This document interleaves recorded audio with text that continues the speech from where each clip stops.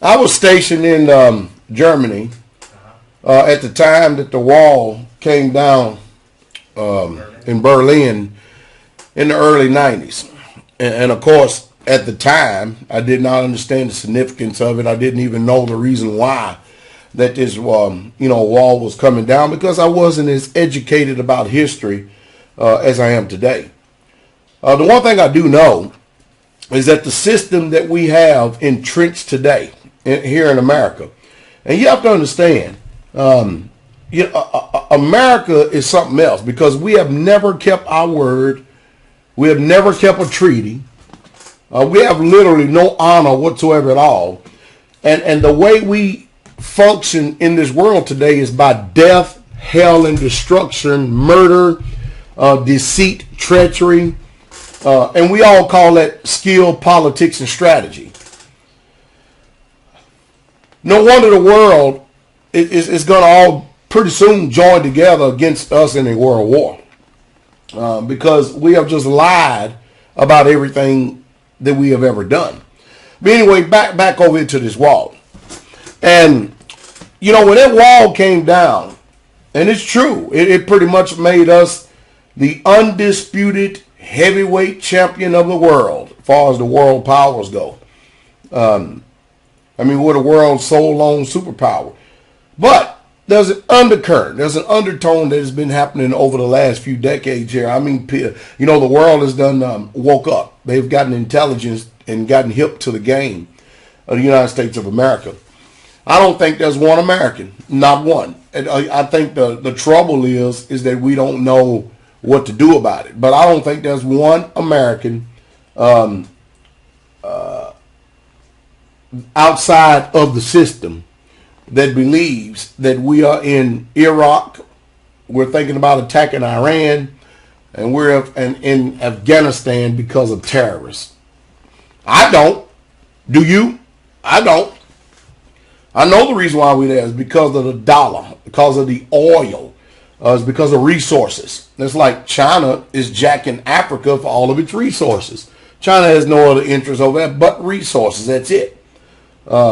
And I'm not even going to get into the history about King Leopold, because if I start all this, most of you don't know. That's the reason why that when we see things going on today, that nobody has any understanding how we're repeating the same mistakes of the past.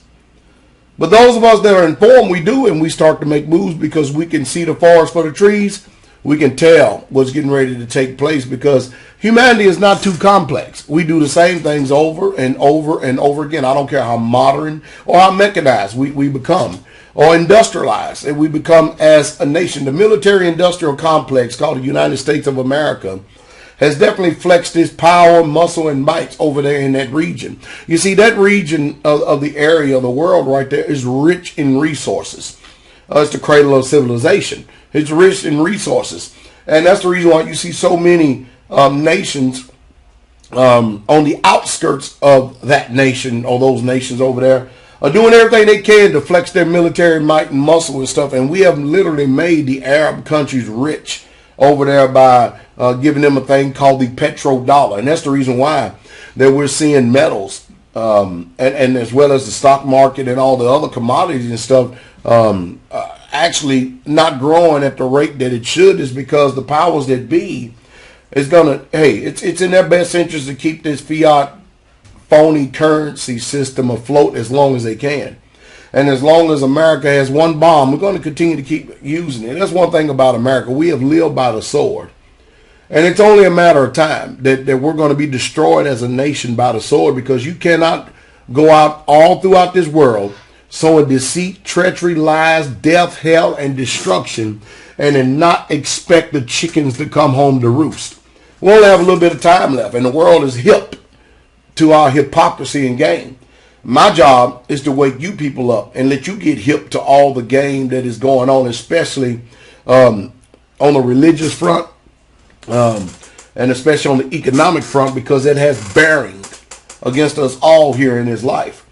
I got a very interesting video that Sister Bonnie had posted on the forum, and I think you need to look at it. I'm going to include it in the link below down here, but it's a good educational resource and tool for those of us who don't spend time reading or nor educating ourselves. Now, it's going to be hard for you to refute the facts of this video if you have not done your due diligence to understand history in itself. But it's my hope. It is really, truly my hope that we can get out of this watching pictures and looking at pictures and think we're going to be educated and stuff. You know, there's a dynamic to reading. I mean, because computers will even handicap you in itself. But there's a certain dynamic that happens in the soul of man when you sit down with a book and you put your eyes in front of it and you read it for yourself. There's a total different communication that goes down into the soul. And not only that, you know what else it does?